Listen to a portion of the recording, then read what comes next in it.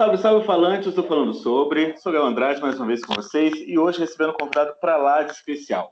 Ele que é carioca, tem 34 anos, tem uma carreira já de muito sucesso e prestígio, não só na televisão, mas também na dramaturgia de teatro e produção de cinema. O meu convidado de hoje participou simplesmente de algumas temporadas roteirizando Vai Que Cola, A Vila, teve uma websérie que virou série no Multishow e também participou de duas das maiores audiências da dramaturgia da Globo nos últimos anos. Totalmente demais e bom sucesso. Esta última, inclusive, que foi indicada, né, para um prêmio internacional e que a gente vai conversar sobre. Não vou falar agora muito, não. Com vocês, Felipe Cabral, com a gente aqui, batendo esse papo. Felipe, muito obrigado, primeiramente, por estar com a gente, por ter aceito esse convite, por eu sei que você está numa correria que não é pouca, de trabalho e tudo mais, mas arrumou esse tempinho para a gente. Seja bem-vindo. Obrigado, Gael. Olá para todo mundo que vai assistir esse nosso papo. Estou animado, banho tomado, dessa pausa para a gente conversar aqui um pouquinho. Muito bom. Felipe, conta para a gente, para começo, assim, você está com 34 anos, você é formado em jornalismo, é formado em artes cênicas também, e teve sua carreira artística a iniciar aí no Tablado em 2005.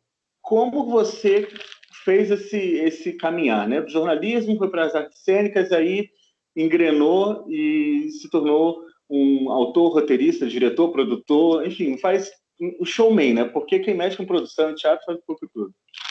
Então, Gael, eu fiz 35 agora em dezembro. Então, gente...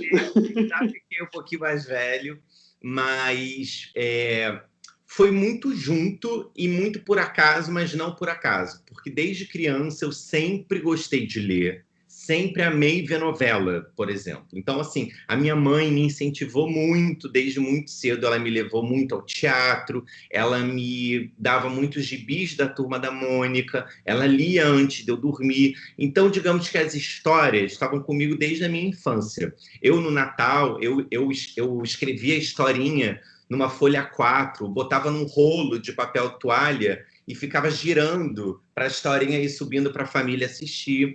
Mas ninguém na minha família era artista, né? A minha mãe era psicóloga, meu pai era economista, então ninguém nunca... eu não cresci com a arte no sentido de fazer mesmo arte. E quando eu entrei na faculdade, quando eu estava na época de vestibular, ali com 16, 17, 18 anos, eu estudava também num colégio, que é um colégio aqui do Rio de Janeiro, o Colégio São Bento, que é só para meninos, super conservador, tradicional pra caramba, e um colégio que sempre ficava em primeiro nos vestibulares da época, mas sempre para o direito, para medicina, para engenharia. Eram essas grandes profissões onde eu tinha que seguir.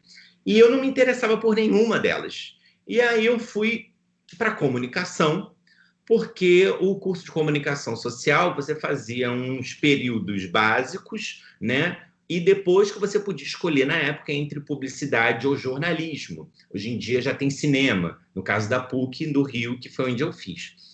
E como não tinha nada, eu fui fazer comunicação como uma coisa mais ampla. Eu falei, eu vou fazer comunicação e tal, e depois eu escolhi pelo jornalismo. Quando eu entrei na faculdade, na PUC, em 2004, estava tendo uma oficina de teatro na pastoral da PUC, numa salinha atrás de onde as freiras trabalhavam. E eu me inscrevi no segundo período para fazer essa oficina. E parecia assim, tudo que eu queria, tudo que eu estava sempre sonhando, e comecei como ator. Em 2005, eu fui, ainda fazendo jornalismo, me inscrevi no Tablado, que é um curso livre, não é uma faculdade, é uma aula uma vez por semana. E eu me apaixonei, assim, me encontrei completamente, comecei a fazer teatro infantil, comecei a fazer peças de fim de ano, e ali eu conheci pessoas que eu levo até hoje para minha vida profissional, ali que eu fiz as minhas primeiras parcerias profissionais, a própria websérie Quero Ser Solteira, que depois foi para o Multishow em 2012, foi com a Cláudia Sardinha, que eu conheci ali. O meu curta Gaydar, que também foi em 2012, foi meu primeiro curta. Eu só fiz porque a Julie Stockler, minha amiga, que eu conheci no tablado, fazia cinema e me incentivou a fazer o filme. Então, tudo começou mesmo quando eu fui para o tablado. E eu me formei em jornalismo, eu nunca estagiei como jornalista, nunca fiz um estágio. Na época, não precisava fazer estágio para se formar, né? Como hoje os cursos já pedem. E eu acho que eu não segui o jornalismo porque quando eu entrei na faculdade, eu conheci o teatro. Então, para mim, foi decisivo, assim, e nunca mais parei. Gente, então, eu ia fazer uma colocação. Infelizmente, hoje, né, o pessoal de jornalismo está tendo esse movimento, né, de. Você falou que não fez estágio. Hoje tem gente querendo não fazer nem a faculdade porque dizem que não precisa. Né? A gente tem esses decretos aí. A gente vai falar sobre ainda também, né? Mas vou dizer, Gael, mesmo não tendo feito jornalismo, né, é uma faculdade que eu treinei muito a minha escrita. E não era, e assim, eu não tenho esse tesão nem prazer muito pela escrita jornalística, porque eu acho ela muito formal, assim. Eu gosto mais até de livros de não ficção, mas que tem ali a voz do autor. Mas mesmo assim, 4 anos estudando ali comunicação, óbvio que ajuda qualquer pessoa, mesmo que eu não tenha seguido aquela carreira, aqueles 4 anos de aprendizado, de leitura, mudaram minha vida, sabe? Então eu sou super a favor de fazer um curso superior, né? Porque eu acho que o aprendizado é sempre bom, assim. Com certeza. Falando de televisão, de teatro, né? A gente falou dos curtas, a gente vai falar depois da peça ainda. Você integrou, né, o time de roteiristas do Vai Que Cola. Eu vou começar pelos seriados, porque a gente vai falar das novelas também. E há uma diferença muito grande, né, de você roteirizar uma novela, de você roteirizar um sitcom, uma série que você tem ali X capítulos, aquele conteúdo que é tecnicamente menor. Como foi para você integrar? Você fez a terceira, quarta e quinta temporada do Vai Que Cola, fez a Vila, terceira temporada da Vila. Ambos programas que já estavam acontecendo, né? Que já eram um sucesso ali, o Vai Que Cola e a Vila, ambos com Paulo Gustavo, um com a Tisha Canoro, que é a Vila, e o outro com outra equipe, enfim. Como para você foi fazer esse processo desses seriados e não começando do início ali, né? Mas como que é essa experiência? Fala pra gente. Foi muito bacana, assim, né? Quando eu fiz o Vai Que Cola, foi imediatamente depois que eu acabei a Totalmente Demais, né? Que foi em 2015, se eu não me engano. Então, eu terminei a novela, que foi uma experiência que a gente fala depois, e eu caí no Vai Que Cola, que é um programa que ele tem um formato ali. E eu lembro que eu ia para casa do Leandro Soares, que é o criador do programa e um dos roteiristas também, e a gente não escreve todos os episódios, né? Então, no meu caso, eu não pego e eu participo de todos os episódios. Os episódios são divididos entre a equipe de roteiristas. Então, você acaba ficando com alguns episódios e você faz a escaleta inteira, você faz a estrutura inteira, junto com um parceiro ou não, e depois você abre aquelas cenas e os diálogos. Eu não conhecia tanto do programa, eu sabia do programa, mas eu não tinha visto o filme ainda. Eu parei, quando eu entrei no projeto, eu fiz uma maratona de episódios para entender aquelas personagens.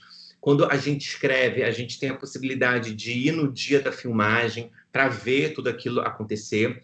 Mas o Vai Que Cola, claro, a cada temporada que eu fui fazendo, foi ficando mais fácil escrever, porque eu já conhecia mais aqueles personagens, mas porque é quase como se você jogasse um joguinho com umas regras. E ali você começa, você recebe aquele episódio, tem tal elenco. Então, quando você pega aquele episódio, você já sabe quem são os personagens que, por uma questão de agenda e de contratos mesmo dos atores, né, e das atrizes, acabam sendo essas divisões. Então, você fala, bom, eu tenho essas peças. E aí você tem um cenário onde você pode escolher. Vai ter a entrada da pousada, né? Da pousada não, lá da pensão. Depois tem a sala, que é o cenário grande, e depois vai ter um cenário pequenininho e um cenário grandão.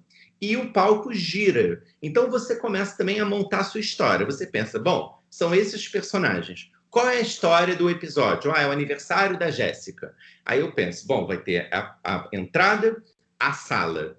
Quais são as opções que eu tenho para o cenário pequeno? Ah, é o quarto da Jéssica ou o do Ferdinando? Aí eu olho para minha história e falo, qual que eu escolho para esse episódio? Eu acho que é melhor para mim o quarto da Jéssica. E aí depois é a laje ou o quarto da Terezinha. Aí eu olho a minha história e falo, qual que é melhor para essa história? Ah, é a laje, porque dá para juntar mais pessoas. Aí eu boto, definidos os personagens, definido o meu cenário, cada ato é uma volta naquele palco. Então você acaba escrevendo pensando, começou ali rapidinho na portaria, vai para a sala, apresenta os personagens, girou, a cena tem que ir para o quarto da Jéssica, acabou, tem que ir para a laje. Então você vai seguindo as regrinhas assim. Então quando você entende essa mecânica, é um jogo que você sabe jogar, porque você constrói ele para a sua história, né? Que cenário você quer, que personagem você quer, e você já faz uma cena indo para o outro cenário. Vai uma coisa costurando na outra. Então foi muito legal, assim. E uma experiência quase um teatro ao vivo, né? Porque o Vai Que Cola eu escrevia como uma peça. Era uma peça por episódio, não era uma coisa tão televisiva. Era plateia na hora, né? Então era um espetáculo por dia. Isso, que incrível. Quero Ser Solteira, você fez também uma websérie, né, que você atua, e depois foi adaptado para o Multishow. Como se deu isso? Como surgiu Quero Ser Solteira? E eu estava assistindo morrendo de rir, porque o seu personagem, o Leozinho, ele quer que a pessoa, que é no caso a Nina, né, que ficou com um cara toda independente, que não deu telefone para ela e tudo mais. Isso já no primeiro episódio que ele começa, vou dar o spoiler para o povo assistir. E você convencendo ela, não, você tem que ligar, dizer que ama para ele correr de você, né? Como foi esse trabalho de uma websérie ir para o Multishow e a repercussão também que deu no seu personagem, dar o primeiro beijo gay, e a gente vai falar disso também hoje aqui. Conta pra gente. Então, Gael, Quero Ser Solteiro é uma coisa que eu tenho muito carinho, assim, né? Já fazem, agora parei para pensar, né? Esse ano vai fazer 10 anos dessa websérie, né? Em 10 anos, óbvio, todos nós já mudamos muito e eu era um garotinho de 24 anos, né? Um cara lá. E foi muito legal porque surgiu desse meu encontro com a Cláudia Sardinha, que era a protagonista e a autora também, junto comigo. A ideia era dela, o argumento era dela, e a gente fez o Dragão Verde, que era um infantil no tablado. E ela falou, Fê, eu vou me formar na PUC, em cinema, e eu quero fazer como projeto final, como o meu TCC, uma websérie, uma coisa prática. Eu falei, beleza. Ela botou dinheiro do bolso dela para fazer essa websérie. Ela me chamou para escrever, a gente escreveu esses 10 episódios. Filmamos sempre aos finais de semana para dar para todo mundo gravar. Foi muito legal, foi muito divertido, a gente soltou. E deu uma repercussão legal que acabou levando para o Multishow, né? A Cláudia Sardinha, ela já tinha estudado com a Clélia Bessa e com a Rosane Schwartzman, que a gente vai chegar lá em Totalmente Demais e Bom Sucesso. Uhum. A Cláudia, ela já tinha estudado com a Clélia na PUC. Então a Clélia também fez essa ponte e essa costura com a Cláudia e levou para o Multishow. E o Multishow pilhou e a gente fez essa primeira temporada. E foi muito legal, porque foi a minha primeira redação final, né? Era uma série, há 10 anos atrás, que eu emplaquei com a minha amiga no Multishow. E a gente escreveu o meu personagem, que era o Leozinho, que era o melhor amigo dela e que era gay, vivendo já mais relações na série. E tinha uma cena, que era um episódio, onde tanto o meu personagem quanto dela tinham um date em casa. Eu ficava na sala, ela ficava no quarto, e ela ia se pegar com o cara, e fazia sentido totalmente que eu também me pegasse com o cara, né? Que a Nina e o Leozinho vivessem aquela noite. E nós fomos filmar, né? Nós escrevemos a cena do beijo, que eles beija lá, beija aqui. O roteiro foi aprovado. A gente foi filmar, era com um amigo meu, com o Eduardo Rios. Eu lembro de ficar muito nervoso, de beijar meu amigo na série e tal. E a gente gravou algumas opções para se desse problema, né? Então, um beijão, um beijinho e uma insinuação. Ok. O programa foi editado com a versão do beijão. E foi ótimo, né? Tipo, fiquei animado, tudo. E, obviamente, isso ia trazer uma mídia, né? A gente está falando de 2012 agora. ou seja, há 9 anos atrás. É muito diferente, gente. É muito diferente, assim. É ali, mas é um ali que era uma revolução, né? Falar disso, mostrar isso. Parece ontem, para mim, assim, ao mesmo tempo é muito tempo, entendeu?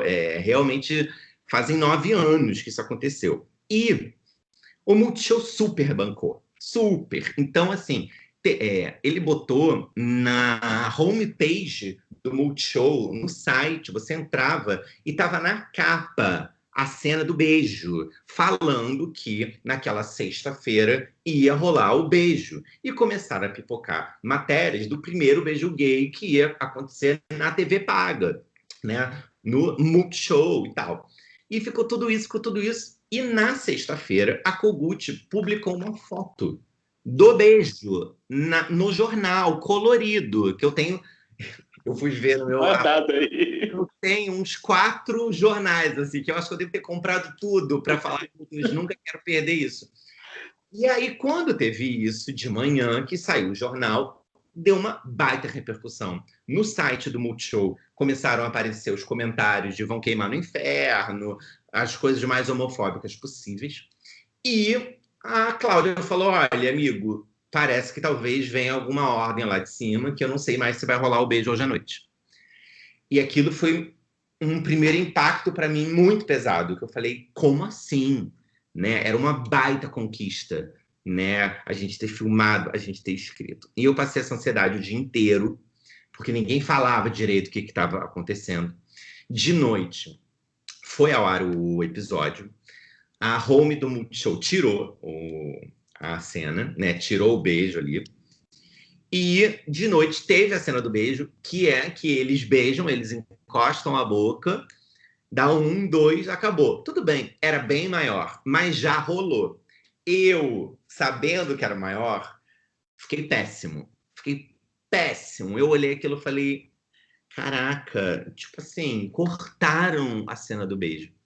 Para quem nunca tinha visto e não sabia como era, a galera amou, amou, e foi muito legal, porque eu nunca tinha vivido essa repercussão, assim. Então, eu lembro de ir no Circo Voador e aí me abordarem e falarem, caraca, e aí o primeiro beijo, e aí eu falei, cara, você vê, né, era uma série na TV paga, sexta-feira à noite, e mesmo assim teve uma repercussão. A questão do beijo, a gente vai, acho que, falar aqui muito ainda, porque ela desemboca, né, 9 anos depois, no Primeiro Beijo de Romeu, que é o meu livro que vai ser lançado esse ano. Mas Estou ansioso para tê-lo. foi isso que aconteceu. Mas eu tenho um carinho enorme por esse projeto. Ai, que bacana. Não, e é muito bom isso, né? Claro que realmente você falou, há 9 anos atrás, por mais que seja ali, passa um tempo, e infelizmente o comportamento social, intelectual, tudo era diferente, né? Era mais fechado, e a repercussão também, mais para o negativo do que para o positivo, era mais esperada, né?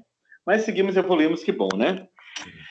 Falando de televisão, você também compôs o elenco de roteiristas da Totalmente Demais e de Bom Sucesso. Ambos sucessos de audiência, sucessos de crítica, de repercussão, de prêmios, né? Totalmente Demais, entre 2015 e 2016, foi indicado inclusive para o Emmy de melhor novela.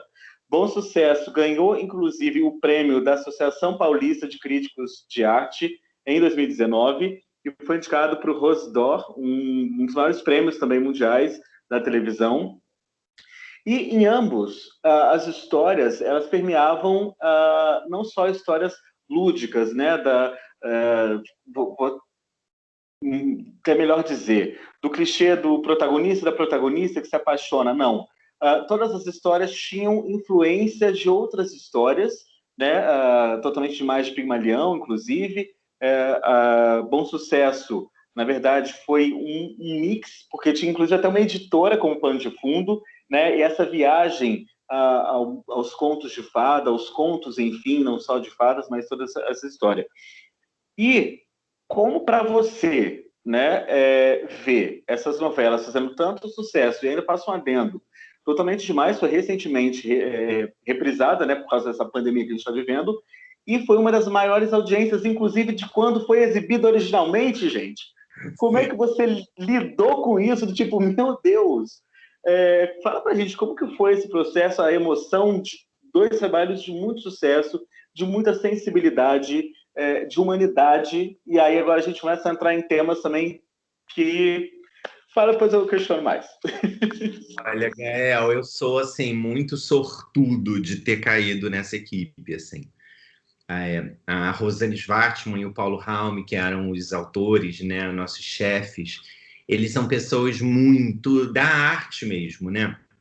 Agora a gente vai ver até que Malhação Sonhos, que é deles, né, vai reprisar também por causa da pandemia. E é uma malhação que você vê que tem um esporte ali, ao mesmo tempo tem uma escola de teatro em cima. Quando a gente vai para Totalmente Demais, o Jonatas e a Elisa têm a primeira vez num cinema, com o Charlie Chaplin passando, o Arthur, que era o Fábio Assunção, declama poesias a novela inteira. Quando a gente vai para Bom Sucesso, tem uma editora, que é o núcleo da novela, e tem uma personagem que ama ler. A gente tem 1000 citações de diversas obras. Então, a obra da Rosane e do Paulo, né, ela perpassa o esporte, a esperança, a literatura, o cinema, as poesias, o teatro. Então, isso é muito legal. E eles têm um coração muito enorme mesmo, e uma sensibilidade de abordar temas como, meu Deus, preconceito, como abuso sexual, como, sei lá, 1000 questões que passaram pela novela, vida e morte, encarar o agora, né? As dificuldades de viver na periferia. Tudo isso eles conseguem fazer de uma maneira muito leve, né? Muito esperançosa, muito otimista, muito sensível. Então, a Totalmente Demais, que foi a primeira novela que eu trabalhei, né, como roteirista, lá em 2015, ou seja, já há 6 anos atrás também, ela foi um marco na minha vida, ela mudou a minha vida, porque não só financeiramente, porque quem está roteirista, eu tinha feito já os meus curtas, né? Eu já tinha feito peça, eu tinha feito essa série com a Cláudia, e de repente eu estou numa novela, numa empresa, pagando salário, ganhando os benefícios, plano de saúde, que é legal falar porque isso é importante mesmo. Claro. Então, para a gente seguir nessa carreira. Então, quando eu cheguei ali, foi nesse trabalho que eu saí de casa, que eu vim morar no Rio de Janeiro, eu morava em Niterói com a minha família. Eu falei isso, Nikit.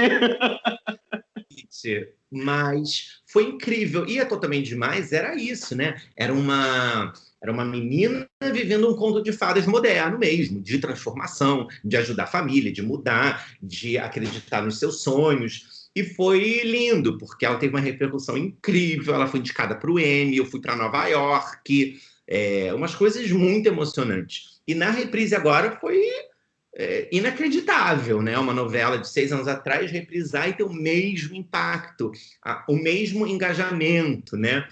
E um olhar muito carinhoso nosso, né? Porque questões que a gente abordou também há 6 anos atrás, hoje a gente poderia ir mais fundo, poderia ter escrito de uma outra maneira, mas faz parte também do aprendizado nosso pessoal, né? E do mundo também. E Bom Sucesso, que foi a mais recente, inclusive para mim parece que eu ainda estou ali, porque a gente encerrou a novela em janeiro, fez uma festa em fevereiro e em março o mundo acabou. Então, as minhas últimas lembranças assim de aglomeração, de encontros felizes com a galera de Bom Sucesso, né? E Bom Sucesso foi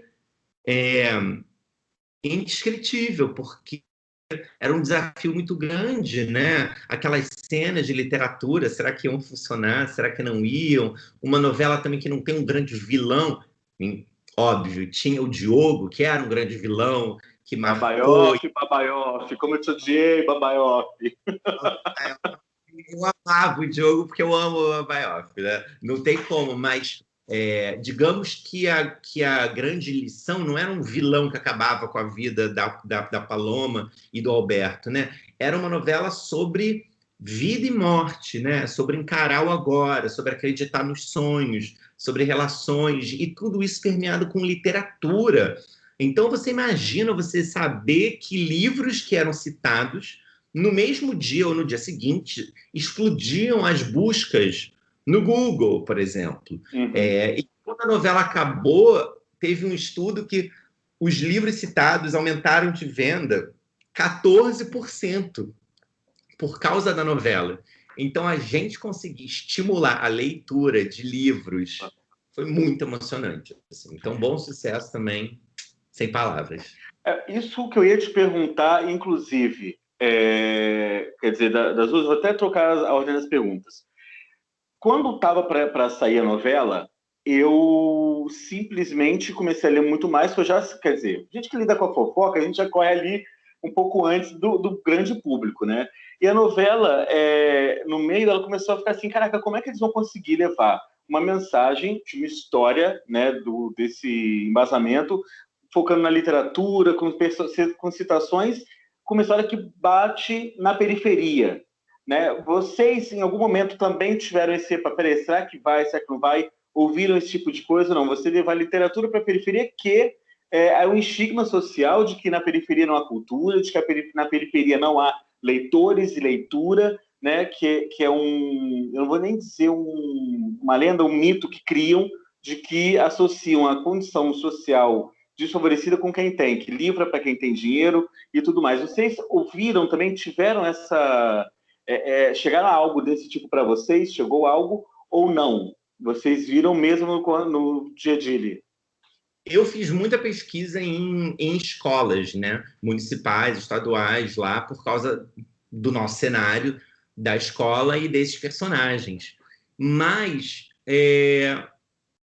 eu lembro agora que quando foi para mim, para os personagens, eu me lembro muito que foi também numa questão racial, da gente não desperdiçar essa oportunidade de também levar autores e autoras negros e negras para a história, porque isso também daria um lugar de uma identificação quando o Vaguinho lê Conceição Evaristo, quando a própria Conceição faz o lançamento do livro da... Meu Deus, esqueci até o nome da personagem ali, da filha, enfim, Filha da Paloma. lá da filha da Paloma, que a Bruna Inocêncio fazia, e isso reverberou muito. E o próprio fato da... Gente, esqueci o nome da personagem, mas do personagem da Bruna, né?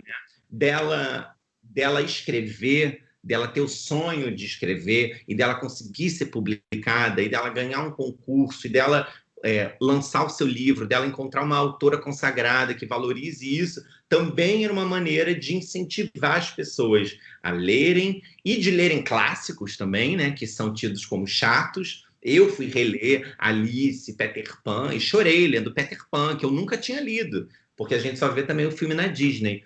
Então, teve esse lugar, eu acho, de incentivar a leitura e de mostrar também que é possível você ler, você escrever e tal.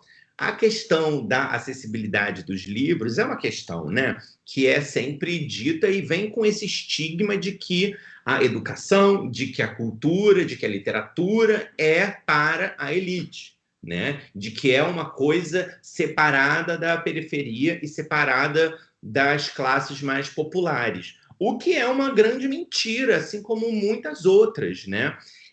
Isso vem, acho que, de um ranço, não sei, de um resquício acadêmico, de autores que por muito tempo, né, colocaram como alta literatura, isso é literatura e isso não é, né? E acho que isso está começando a ser cada vez mais quebrado, né? Quando na Bienal do Livro, por exemplo, tem um ano que os livros mais vendidos são de YouTubers. Primeiro você vai ter o preconceito. Meu Deus, mas YouTube, isso não é livro. Que livro é esse? Mas o que importa também é que é livro. Hoje em dia tem muita gente na internet falando com muita propriedade sobre muita coisa muito interessante, e é o público jovem também que está consumindo e que está lendo. E isso é uma dica também para quem não tem muito costume de ler, que você não precisa ler só Iracema, Guarani e Dom Casmurro. Você pode ler, a princípio, o livro que você gostar, o livro que te apetecer, e isso é literatura também. Então, acho que tem muitos estereótipos, né, para a gente ainda quebrar sobre pegar um livro e ler, né? Exato. A pergunta que eu ia fazer sobre Totalmente Demais você disse, né, que se fosse hoje a escrita, ela poderia ter se aprofundado em alguns outros temas ou tudo mais. Você acha que a novela ter sido esse grande sucesso pela segunda vez, quer dizer, esse enorme sucesso de novo, reflete também a mensagem de esperança, de superação, de positividade, de que é possível, por mais que você esteja lá cagado, você chegar lá em cima, né, sem ter que tirar o seu caminho, o seu caráter. A gente tem os personagens da Elisa, do Jonatas, né? Enfim, foi uma questão também que acalentou, ainda mais nesse período de pandemia, de todo mundo ali. O que vai ser da gente ter essa história tão bem conduzida? Eu tenho certeza, Gael, porque dentre tantas histórias, não é nem tirando o valor da novela pelas outras questões, mas eu acho muito que ela foi escolhida também porque ela é leve, ela é otimista, ela é esperançosa, assim como o Bom Sucesso, falando de morte. É uma novela solar, é uma novela leve. E tem mil temas, é óbvio. O Max era espancado, sofreu um ataque homofóbico. O primeiro capítulo da novela, a Elisa foge do padrasto que vai no banheiro espia ela. Então tem umas coisas pesadas, mas sempre tratadas com uma maneira que você torce, que você não sucumbe, né? Você acredita que tem um futuro melhor, que tudo vai dar certo. Então eu acho que a decisão da própria Globo de colocar foi uma nesse caminho. É uma novela que é gostosa de assistir, é um sonho, né? Você sabe que vai tudo terminar bem e que é para frente que se anda, assim. Com certeza. Ainda pegando nelas, mas eu vou já emendar um pouco dos seus curtas também. Todos os seus curtas, né? Inclusive o que você participou com o Fabrício Oliveira no roteiro, que até a Mulher Pepita participou do último dele, foi agora em 2018, né? Que Sim, inclusive. o Santiago, que é o Isso, Santiago, desculpa. gente, é o meu preço. Isso. Em todos eles, você aborda a temática das questões de gênero, da homossexualidade, enfim. Né? Você é o que chama rótulo, sobre o discurso de ambos ali, que, peraí, você é lésbica, você é gay, mas você quer ficar comigo ou não? Já dá uma falha ali nessa questão da discussão, né, de estigmas também, que é rotularizar, estigmatizar. No gaydar, você traz de maneira muito... Eu achei muito bacana a sacada, né? De como se fosse algo proibido, você descobrir, você saber se a pessoa é gay ou não, e como se fosse um tráfico ali de um token de identificação, né? No terceiro... Peraí, gente, cadê minha colinha? Tudo. Aceito, de um homem que está lá com uma relação já estável, né? E quer pedir um companheiro em casamento, mas o cara tá meio assim, que foi inclusive o Jefferson Schroeder que faz, né? Com você, tem a Karina Ramil também ali, que participa. Eu não vou lembrar o nome do elenco inteiro, mas... É muita gente. Todo mundo trancar no quarto, e essa dinâmica de eu quero casar, não quero casar, tô na vibe, não tô na vibe. E o Você, que foi o último, né, desses 4, assim, que foi de 2017, é como se algo tivesse acontecido e a tua história tivesse sido contada por outra pessoa. Eu presumo que algum fato bem triste aconteceu e ali alguém faz o seu memorial. E na novela, né, pegando esses ganchos, tanto em Totalmente Demais quanto em Bom Sucesso, você traz personagens, vocês trouxeram, né, personagens gays. No caso de Totalmente Demais, o Max, do Pablo Sanabio, que inclusive cativou a todo mundo por causa do jeitinho dele, né? E eu começo por ele. Vocês teriam escrito esse personagem, né, que ao longo da trama inteira foi o que a gente chama, né, o que a gente vê, não sei até se era proposital, o estigma do redator, da pessoa que trabalha em redação, aquele do gay de redação e tudo mais, mas que mostrou a humanidade dele, quebrou esse estereótipo, esse estigma de que trabalha com moda. A gente tem essas observações, né, de quando acontece um fato com LGBTQIA+, a gente coloca todo mundo, e no final ele encontra um companheiro, uma pessoa, e ele fala, eu quero passar aqui. E ele dá as mãos para aquele companheiro, e ele sai, gente, todo arrepiado falando, vocês estão entendendo? Ele segue, e é um final que eu falo, caramba, eu chorei, foi um tapa na cara, né, para os que eu acho que tem um pouco de sensibilidade de entender isso. Para o Max, como foi essa trajetória dele, desse personagem, e aí a gente já começa a entrar nas questões mais espinhosas de gênero e sexualidade que a gente tem vivido ainda no nosso país. Olha, o Max é um presente, assim, né? É um presente, porque eu já era fã do Pablo Sanabio, que é um grande ator e se tornou um amigo a partir da novela. Eu escrevia muito as cenas do Max. E o Max, eu confesso que eu nem sabia, que eu nem me atentei nesse estereótipo do gay da redação, assim, né? Mas o Max, de uma certa maneira, ele passa no estereótipo de uma representação do gay engraçado e afeminado, né? A gente tem um histórico muito grande desses personagens nas novelas, né, principalmente. E não é que tem um problema desses personagens existirem, porque essas pessoas existem. O único problema é quando você só vê esse tipo de personagem ou quando esse personagem não tem uma profundidade, né? E hoje a gente já consegue ver em Malhação, em outras novelas, uma abordagem muito menos estereotipada também. E uma das nossas estratégias com o Max era, ok, o Max, ele é divertido, ele é engraçado, todo mundo ama o Max, né? Tá todo mundo se divertindo com ele. Então, já que todo mundo ama ele, se ele sofrer alguma coisa, as pessoas vão ter mais empatia por ele e vão entender que o que ele está sofrendo, aquela violência, é algo errado, é algo violento, agressivo, desumano. Então foi muito inteligente da Rosane e do Paulo escolherem ele para sofrer isso, depois do Brasil inteiro já estar amando aquele personagem. E, ao mesmo tempo, é um personagem que falava de flerte, era um personagem bem-sucedido, aceito no trabalho, bom profissional, que falava com a amiga. A gente, quando ele sofreu essa cena de agressão, né, porque ele estava saindo com um flerte de uma boate, ele é socorrido, sim, pelo personagem do Daniel Rocha, que é Não, hétero, Rocha.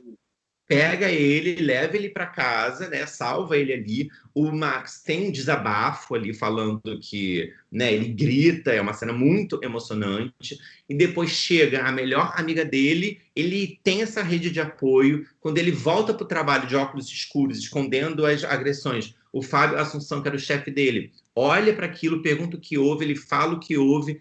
O chefe dele, hétero, acolhe ele também. Então, isso mostra também essa rede de apoio que ele teve. E, para mim, particularmente, escrever aquilo, como você falou, eu já vinha de 4 curtas-metragens, né? Com esses personagens, com essa temática, problematizando com muito humor também. E que hoje eu voltaria lá e mexeria em algumas coisas também, com certeza, né? Mas é isso, já fazem 9 anos, 9, 8, 7 anos que eu fiz esses trabalhos e a gente vai evoluindo também. Mas eu lembro da Rosane e do Paulo falarem para mim, ó, Felipe, você que vai escrever essas cenas, né? Eles escreveram a escaleta e me deram essas cenas. E eu lembro de ficar sentindo essa responsabilidade, porque uma coisa é você fazer os seus curtas-metragens independentes e rodar festivais de cinema. Você fala para um certo público também. Quando eu solto na internet, também fala para um certo público. A novela, você fala para 30 milhões de pessoas naquele dia. É um alcance muito maior, é uma responsabilidade muito maior. Então, quando eu fui escrever essas cenas, eu desabafei ali, né, pelo Max, né? Eu senti a importância de falar tudo aquilo e sou grato para sempre pela Rosane e o Paulo terem me dado essa oportunidade. Então, realmente é lindo o final dele também, voltando e dando as mãos, é também muito simbólico, sabe? É muito emocionante, foi muito emocionante. E na reprise eu parei para rever também essas cenas em especial e teve a mesma repercussão e o mesmo impacto ainda hoje. E você foi muito abordado na rua, pelos colegas, conhecidos, por essa repercussão, por esse papel, ou não? Poucos sabiam que era você que estava ali conduzindo, ou no geral mesmo, né? Eu sabia que você estava trabalhando para a novela, enfim. As pessoas próximas, né, sabiam, né, e eu postava no meu Instagram e tudo mais. Mas A repercussão mesmo, com certeza, quem deve ter recebido maior, assim, foi o Pablo Sanabio, claro, né, que é o ator que estava fazendo, e provavelmente também os autores, né? A posição de colaborador, né, por mais que a Rosane e o Paulo sempre citem a gente, e aí quando até elogiavam o Max no Twitter agora, a Rosane me marcava, são cenas do Felipe Cabral, e algumas pessoas até passaram a me seguir pelas novelas, pelos personagens também, né? Mas eu não senti tanto quanto eles, claro, mas eu fiquei muito feliz acompanhando a repercussão e sabendo que aquela mensagem estava chegando. Certo. E a gente vai para Bom Sucesso de novo, porque também tivemos aí no primeiro beijo gay das 19 horas com o personagem do Rafael Infante e do Diego Montes, né? Os dois lá, a gente vai ter que ler, porque ó, o fato do Felipe, eu tenho que pegar assim, é muita coisa. Então eu roteirizei, né, para falar com essa pessoa, que foi o William e o Pablo. A gente tem um outro cenário, né, de duas pessoas que se gostam, que se amam e tudo, só que, em prol da carreira, o Pablo, o personagem do Infante, acaba pintando aí um romance fake com a personagem da Ingrid Guimarães, que também deu um show, a Silvana Nolasco, na novela, e, no fim, tem esse beijo dos dois, e eles, enfim, se assumem do tipo, cara, não é isso que vai fazer a minha carreira, e se tiver que também, vai embora. Você, enquanto profissional da televisão, né? Agora a gente vai adentrar um pouco mais na questão de gênero e tudo. A gente vê muitas profissões que repudiam isso, a gente vê represárias, né? A gente vira e mexe depoimentos de artistas, tanto lá fora quanto aqui, que se assumissem gays, perderiam trabalhos, ou que se assumiram e perderam trabalhos, foram aquela coisa. Qual o seu posicionamento, a sua visão disso? Né? E o que de positivo nesse ponto a novela pôde contribuir para a classe, né? Você que vivencia mais esse meio. Essa é uma questão muito delicada, né? Porque a minha experiência pessoal como ator e como realizador, ela foi muito particular também entre os outros casos. Porque quando fiz o Quero Ser Solteira, em 2012, era um personagem gay, mas eu estava há 8 anos, há 10 anos atrás, quase. Então, nas entrevistas, eu nem falava nada sobre a minha sexualidade. E eu lembro de depois fazer o Gaydar, e o Gaydar ganhar um prêmio em festival LGBT, e depois eu fiz o rótulo, que também era em 2013, e aí quando eu fiz o aceito, eu falei, gente, não faz sentido eu não falar sobre a minha sexualidade, eu não falar que eu sou gay, realizando isso, porque eu tô botando essas histórias no mundo, né? Então, eu lembro quando eu fiz o aceito, assim, isso não estou nem falando que eu escondia, estou falando de publicamente falar, postar, assumir esse lugar de fala, né?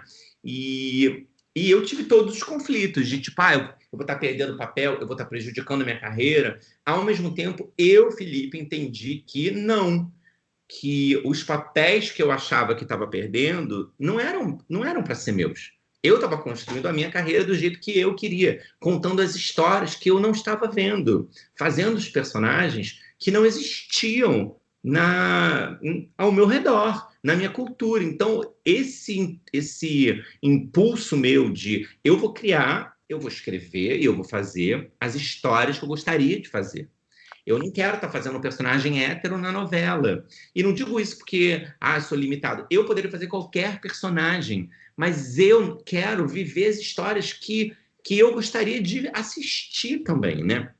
Bom, dito isso, a gente tem visto hoje uma mudança na nossa indústria. Quando o Igor Cosso, que é meu amigo, saiu agora do armário, falou, e ele relata várias coisas de bullying de profissionais, diretores que falavam que se ele fizesse, ele ia perder a carreira. A gente vê o Ícaro Silva no Bial falando que é uma bicha preta, assim.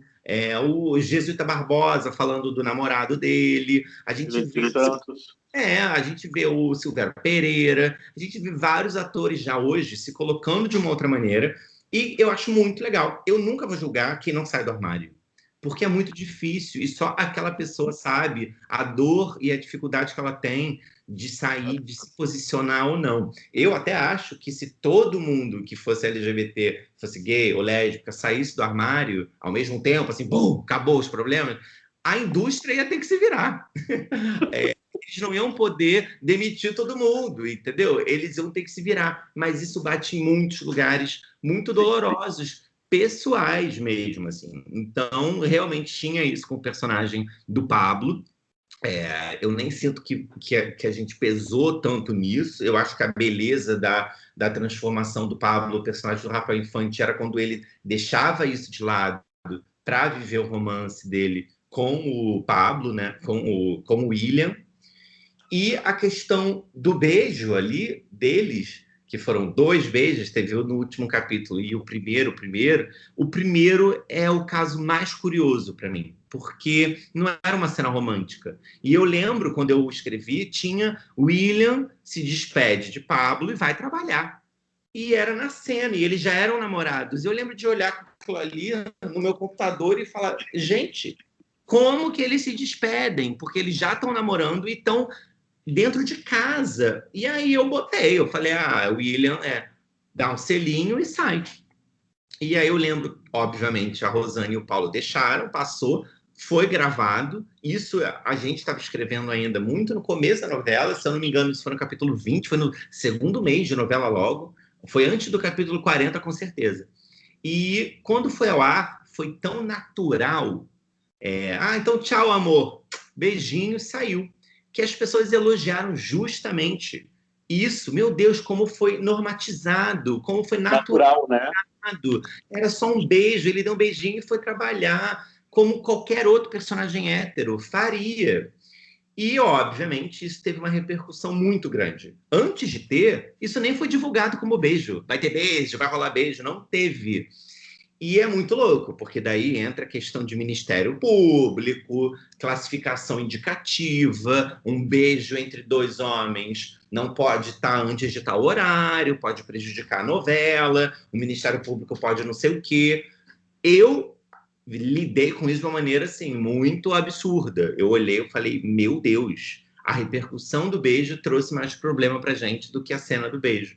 Tanto que o outro beijo a gente só conseguiu fazer no último capítulo, para finalizar essa história de amor. Então, o beijo é uma grande questão ainda para nossa sociedade, né? Ainda mais em tempos onde a gente vive um obscurantismo moral, intelectual e social, né? A gente, infelizmente, a novela foi ao ar já nesse período de treva, né? A luz já tinha sido apagada ali.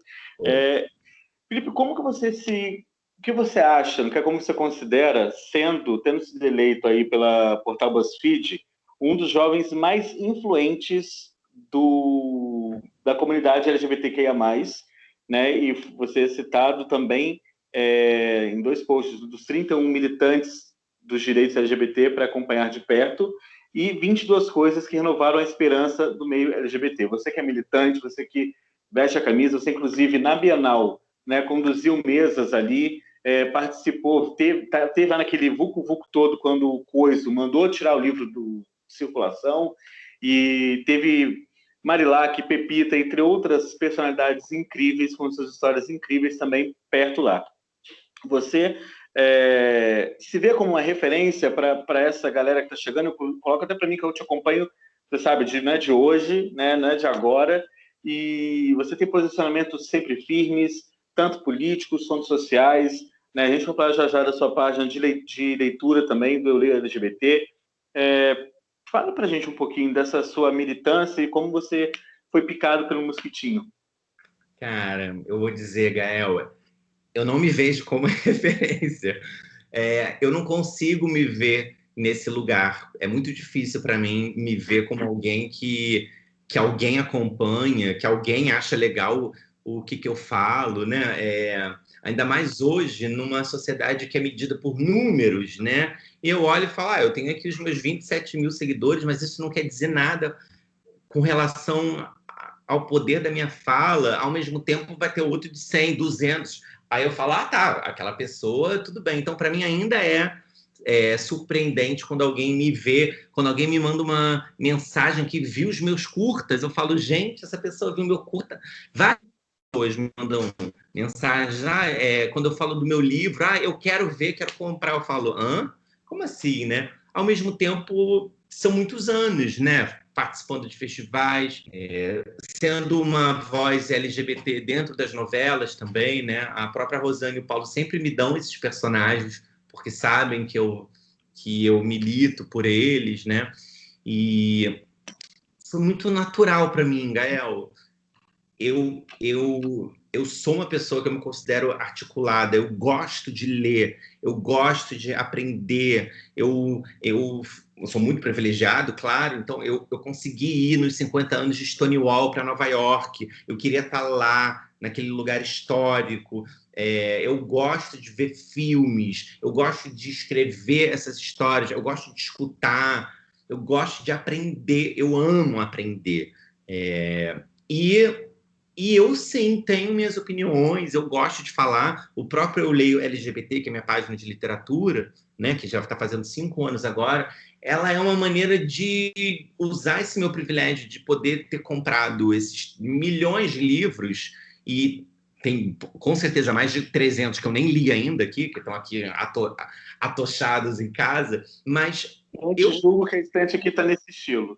eu só pensei eu quero compartilhar esses livros, eu quero que as pessoas saibam que essa literatura existe. E eu conheci várias pessoas, então eu faço lives, eu fiz um curso com o Renan Quinalha da história do movimento LGBTQIA+, porque eu quis aprender mais sobre a história daqui. Inclusive, é o livro que eu estou lendo agora. Maravilhoso. Enquanto escrevo o meu livro, porque eu falo, enquanto eu estou escrevendo essa história, eu quero estar acompanhado desses outros autores. Então, durante o meu processo de escrita agora para o livro, eu estou lendo muito. Ano passado, eu li muito para abrir esse meu olhar também. Autores negros e negras que eu não lia tanto, literatura trans, ir atrás de outras portinhas. Eu acho isso importante. E eu acho que a arte, que a cultura, que a própria novela, que para muitas pessoas pode ser visto como algo menor, é novela, aquela novela lá.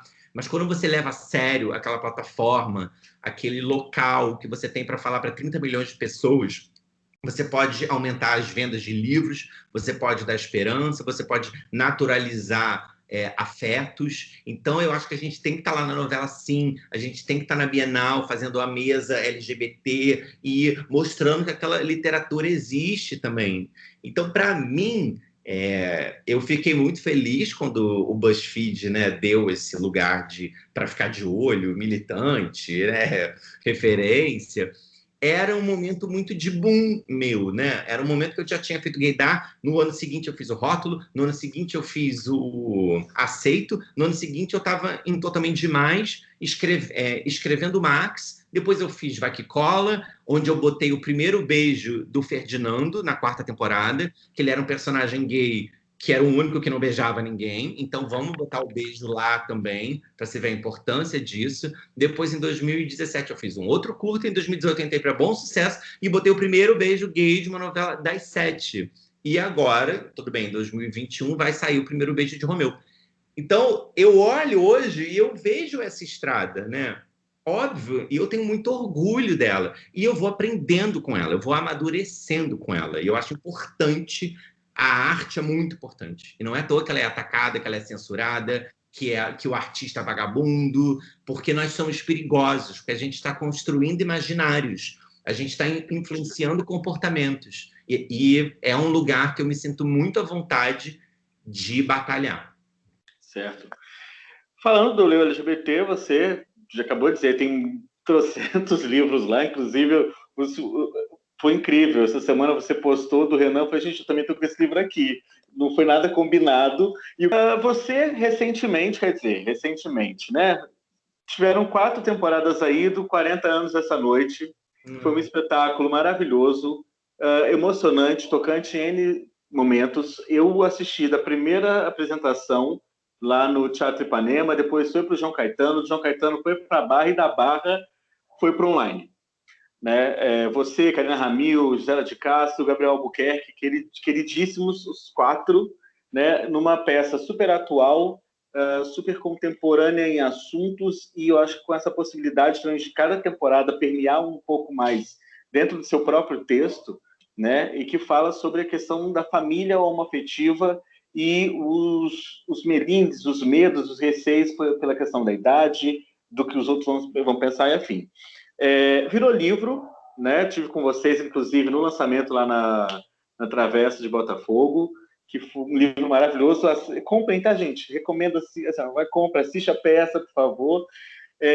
Para você, no atual momento que a gente está passando, a gente está vivendo ainda, quando acabou esse desgreta, nesse desgoverno, levar uma peça com essa importância social, moral, política, porque é uma peça altamente política, ainda que não seja o plano principal dela, né, porque ela é muito imbuída de humor, né, enfim.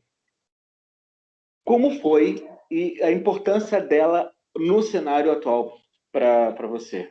Olha, eu acho, primeiro, que o humor é político. E o humor, ele é uma ferramenta muito boa, assim, todos esses curtas, né, tirando Você e O Meu Preço, né, eles têm muitos traços, eles são muito bem humorados, né? E eu acho o humor muito importante, porque você pode botar uma piada. Não, vamos lá.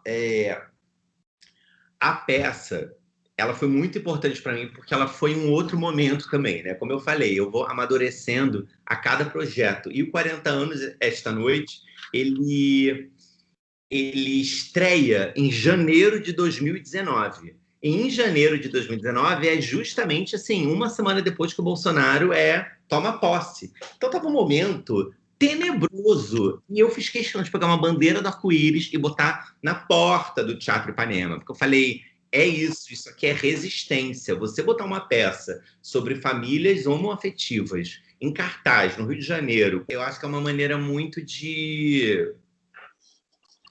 Acho que colocar essa peça em cartaz e manter ela em cartaz durante 2019 inteiro foi uma maneira muito de resistência mesmo, sabe? Ao mesmo tempo, eu recebi vários feedbacks de pessoas que se viram muito naquela peça, né? É uma peça que começa com um casal protagonista lésbico e logo chegam dois amigos gays e na primeira cena, ou é amor ou é amor, você entende que elas são lésbicas, mas não é sobre isso. Segue adiante, né? Elas vão falando sobre a família, vão falando sobre o aniversário de uma quer ser mãe, a outra também, é sobre adoção, é sobre briga de casal. Então, poder botar personagens protagonistas gays e lésbicas em cena era uma coisa que eu nunca tinha visto quando era criança. Então, poder botar uma história nacional, essa dramaturgia, para mim foi muito importante. Eu vivi, assim, experiências lindas com essa peça. Ela é política, assim. Tem uma hora que o meu personagem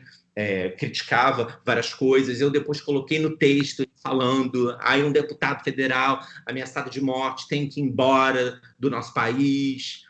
Tinha tudo isso, né? Tinha uma luz que eram as cores do arco-íris, quando eu contava a história da bandeira do arco-íris lá na frente.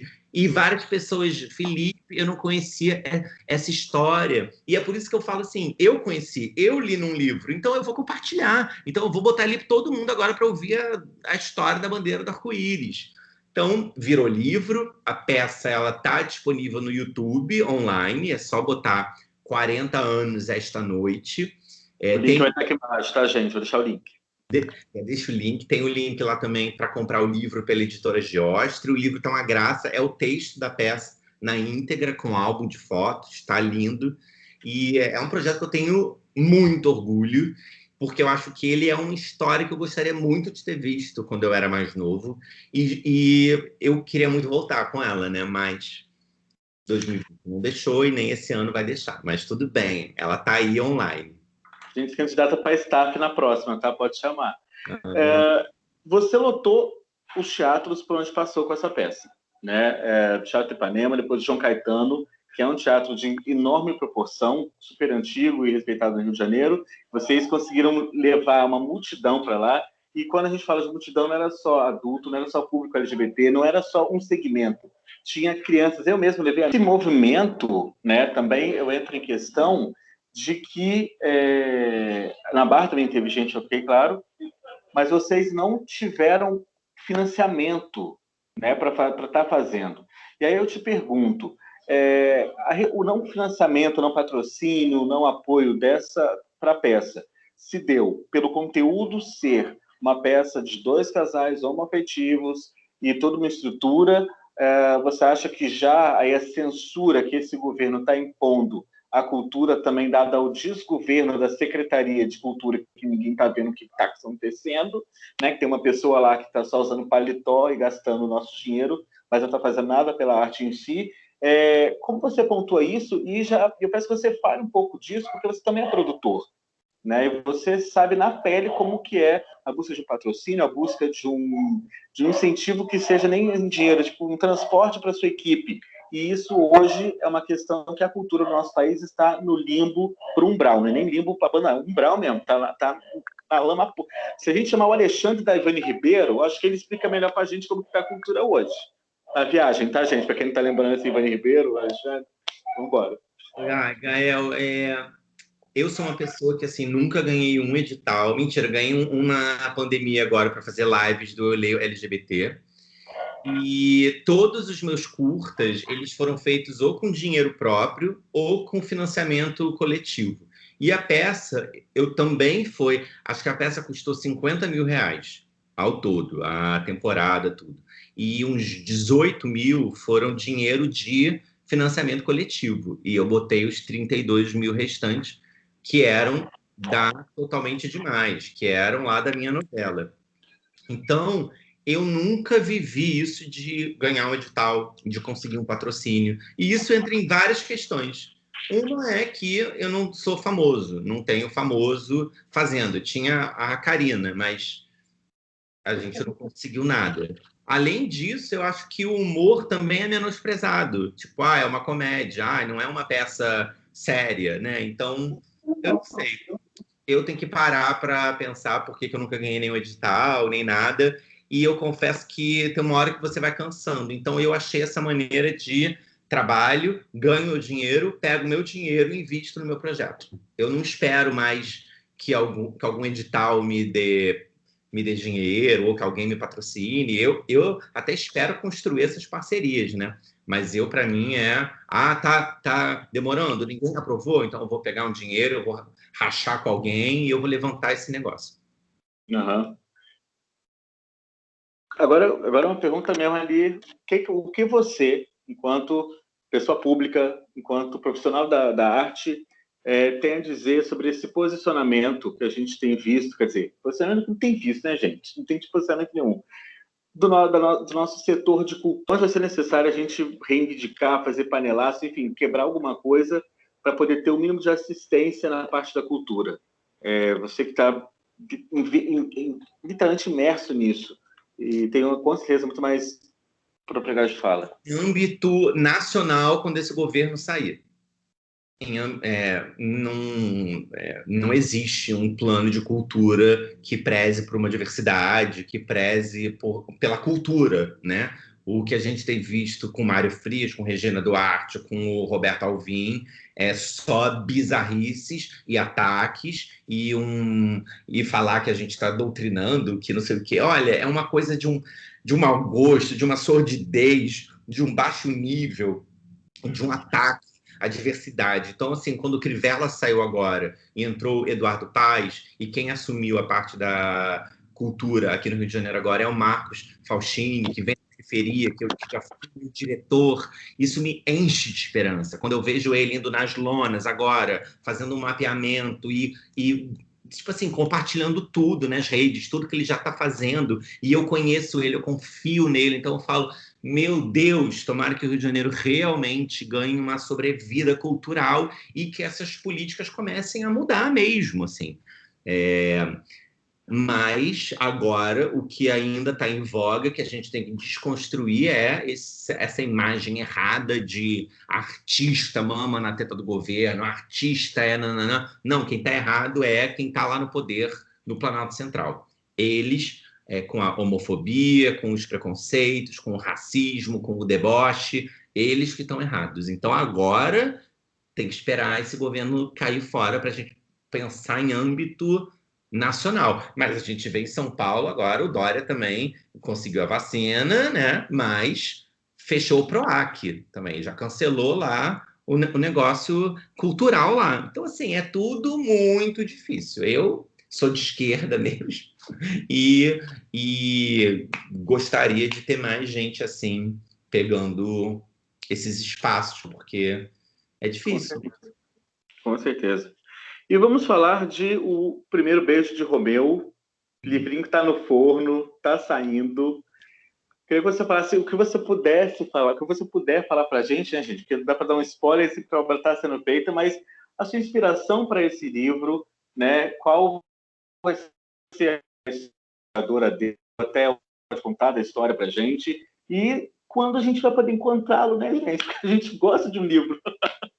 Então, O Primeiro Beijo de Romeu, ele vai ser meu primeiro romance, né, publicado, vai ser minha primeira ficção ali escrita. É uma novidade para mim, né? É uma linguagem diferente, é um processo diferente de um curta, de uma peça, de uma novela, de uma série. É um livro e ele vai ser publicado pela Galera Record, que é uma editora maravilhosa, e ele nasce na Bienal do Livro de 2019, que, para quem não lembra, teve a censura do Marcelo Crivella, ex-prefeito do Rio de Janeiro, atualmente preso, mesmo que seja em casa, mas preso, né? Né? Bom dizer. Condenado, e nasce ali quando eu chego para mediar e para fazer a curadoria de 2 mesas na Arena Sem Filtro sobre a literatura LGBTQIA+, e tem aquela censura e tudo aquilo vira uma revolução. E, de repente, as pessoas estão marchando pela Bienal com livros LGBTs nas mãos,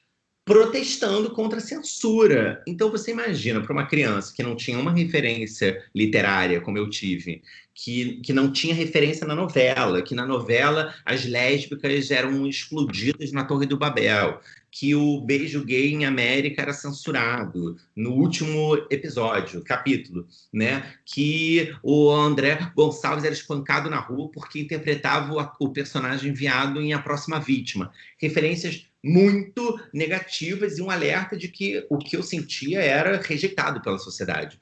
Você corta para uma Bienal do Livro, onde eu tô ali ao lado daqueles autores, naquela arena lotada, e depois marchando por uma Bienal com livros nas mãos, é uma revolução, é uma coisa que é inesquecível, assim, é muito lindo, muito tempo, pesado, mas foi muito lindo. E o livro nasce ali, porque eu falei, eu preciso fazer algo com isso que eu estou vivendo aqui. E o livro, ele é inspirado nos acontecimentos da Bienal de 2019 do Rio de Janeiro. Ele tem o Romeu, que é um adolescente gay, negro, de 15 anos. Ele é adotado por 2 pais, um casal interracial, que é o Valentim, que é branco, e o Samuel, que é negro. O Valentim é autor de livros, o Samuca, ele é advogado, e o Romeu, ele é apaixonado pelo Aquiles, que é o melhor amigo dele, na escola. E quando ele está prestes a dar o seu primeiro beijo, né, no Aquiles, ele é flagrado por um babaca, que é o Guga, e o Guga tira ele do armário à força para a escola inteira. Então, imagina, sair do armário já é muito difícil, na adolescência mais ainda. Você está muito inseguro, cheio de medos, né? E aí você é tirado do armário à força. Então, ele, muito nervoso... E na escola, um ambiente de altos, enfim, um ambiente que é terra de ninguém também, né? Ou você enfrenta ou você, enfim.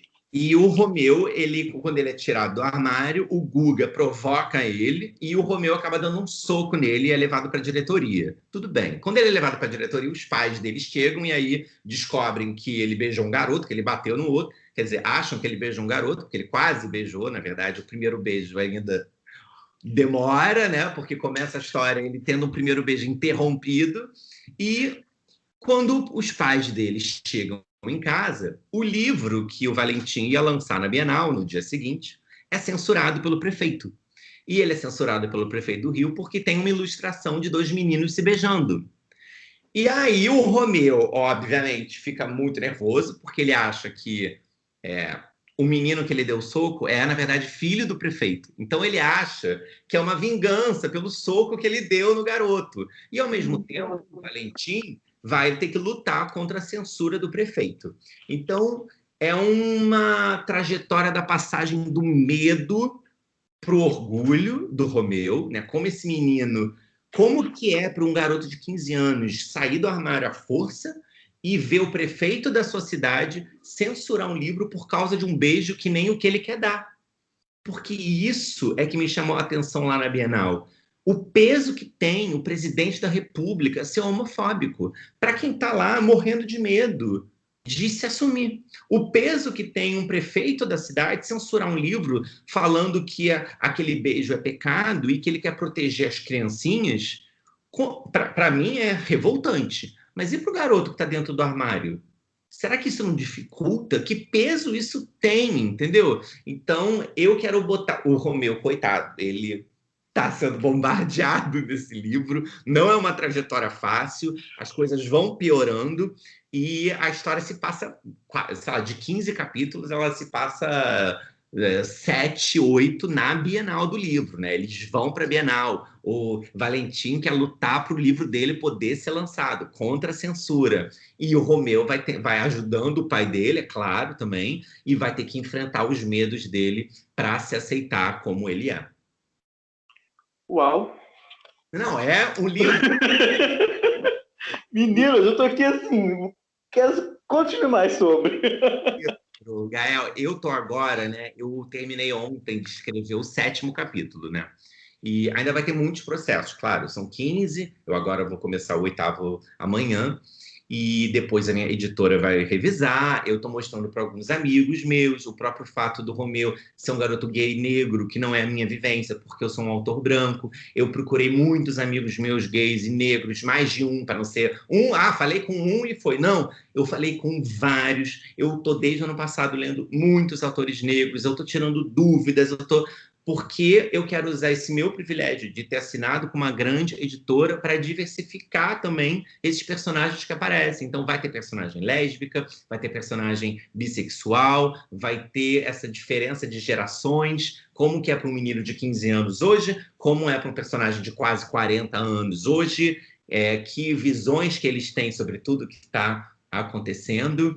E eu estou muito animado. A gente vai lançar ele no 2º semestre, mais cedo do que eu pensei. Então, ainda não posso divulgar, mas antes de julho não é. Depois, esperem. Tá, ai meu Deus do céu. Legal, eu tô amando. Ai, que bom. Eu tenho certeza que vai inspirar muita gente. Eu acho que, sei lá, a gente pode, assim, uma série derivada, uma websérie, quem sabe, um spin-off. Eu já escrevi o argumento do filme, eu já escrevi, já registrei. Eu falei, não, eu já vou aproveitar o embalo aqui. Já vai tudo. Eu confio muito nessa história, porque além disso, de ser um incentivo, né, a se amar, né, é uma história muito dessa passagem da vergonha, do medo, para o orgulho, para o amor próprio, né, que é muito difícil ainda, assim. Também é uma história é uma nova homenagem aos livros para mim, à literatura, ao poder e à força que os livros têm. Quando eu vi aquelas pessoas, repito, com os livros LGBTs nas mãos, eu falei, meu Deus, quando eu era criança nem tinha esses livros. Hoje em dia essas pessoas estão aqui exibindo eles com orgulho. Então, assim, o prefeito está censurando um livro. Então, um livro é muito poderoso. No meu canal eu leio LGBT, eu já tive relatos de uma menina trans que, a partir do livro, ela se entendeu trans. A partir do livro, o livro foi uma ponte para ela falar para a mãe dela. Ela pegou o livro e falou, mãe, lê. A mãe leu e ela falou, eu sou que nem essa personagem. Então, a literatura é muito poderosa. E eu tô, assim, botando vários easter eggs, que vai ser surpresa, mas eu tô plantando vários livros dentro desse livro. Então, quem lê O Primeiro Beijo de Romeu vai pegar 1000 referências. Tipo assim, de autores que o pai lê, que o pai gosta, o livro que foi censurado na Bienal é citado, porque eu quero também que as pessoas leiam e sintam a adrenalina de você estar na Bienal, de você estar cercado de livros, de você estar cercado de histórias e você querer se ver nelas, né? É um pouco sobre isso, sobre se ver nos livros, sobre querer mergulhar nesses universos, sobre o poder da representatividade, o poder da literatura para mudar, né? Para mudar o mundo. Sim. Eu queria que você deixasse, eu estou pedindo para todas as pessoas que passam pelo canal, esse ano a gente está começando com entrevistas de pessoas queridas e convidados especiais, que você deixasse uma mensagem de esperança, uma mensagem de expectativa para esse ano que está começando. O espaço é seu, fique à vontade. Nossa, primeiro, obrigado pelo convite, Gá, pela conversa, adorei falar sobre esses projetinhos tão queridos para mim, né? E que constroem uma estrada, né? Quando a gente olha para trás, vai lembrando um degrauzinho de cada vez. É um ano muito difícil ainda, porque é um ano que a gente entra sabendo que ele será que nem o ano passado em algum lugar, né? Ainda, mesmo que a vacina chegue, que eu espero que chegue, né? Que esse governo consiga trazer essa vacina para cá. A gente tem um ano que, pelo menos, os nossos avós, os nossos pais comecem a ser vacinados e que a gente tem esperança, segure ainda a nossa ansiedade, entenda, procure esse lugar de uma tranquilidade, de tentar, dentro de uma segurança, encontrar um amigo ou outro, mas entender, tipo assim, que a gente vai ter que respirar fundo de novo, mas que isso vai passar. Tem vários lançamentos que eu já soube de livros LGBTs que estão chegando esse ano pelas grandes editoras, livros incríveis assim mesmo. Então até indico o Cadê LGBT, o Sem Spoiler no Twitter, que são 2 perfis incríveis. Então mergulhem, porque que nem as lives começaram a salvar a gente no começo do ano passado, eu confio muito no poder da arte para ajudar a gente de novo esse ano. Então, se permitam mesmo ver uma série, se alongar em casa, sair em horas pouco movimentadas para dar uma volta na lagoa, ou que seja, em lugares sem aglomeração. Vamos respirar, entender a nossa responsabilidade também nisso. E eu espero que seja um ano mais leve, é isso que eu estou desejando desde a virada, assim, que ele seja mais leve, né? Todo dia tem uma loucura, né? Com esse governo vai ser assim, infelizmente, não vai ter paz, tanto que eu nem pedi paz no Réveillon, porque eu falei, eu não, eu vou rasgar esse meu pedido, porque não tem como ter paz com o Bolsonaro no poder, não tem como. Cada Então, dia um golpe, né? cada dia é uma loucura. Então eu falei, o que eu vou pedir é saúde. Saúde, leveza, e é isso que eu espero que todo mundo tenha, que todo mundo fique bem, cuide dos seus, que com certeza a gente vai achar umas novidades boas durante um mesmo nisso, tá? Amém, amém, amém. Um beijo. Um convite para quem não conhece ainda entrar no @euleioLGBT, no próprio YouTube também, né, no Eu Leio LGBT, assistir o 40 anos esta noite e ficar ligadinho aí para o primeiro beijo de Romeu, que vai nascer esse ano e eu espero que inspire mais gente ainda. Com certeza, né? Vamos bater mais um papo. Eu vou lá para fazer aquele bate-papo do livro. Felipe, Vamos. muito obrigado por ter aceito o convite, por ter estado aqui com a gente. Vocês que estão assistindo, espero que tenham gostado. Eu vou colocar todas as referências que o Felipe falou aqui, do LGBT, dos curtas dele, do 40 anos essa noite, do livro. Quando chegar o outro livro, eu vou divulgar também.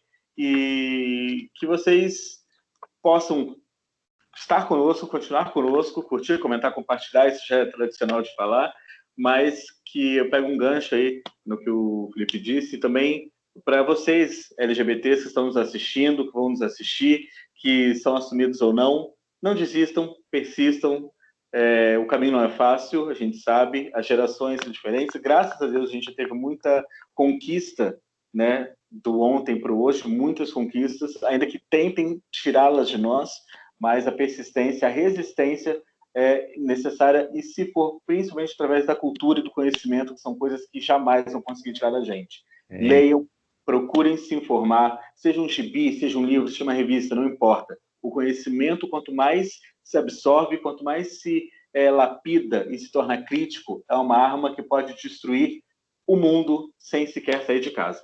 Essa é a minha mensagem para vocês. Felipe, muito obrigado. Um beijo. Sinta-se abraçado, porque eu não posso te abraçar pessoalmente nos vídeos dessas lives, gente.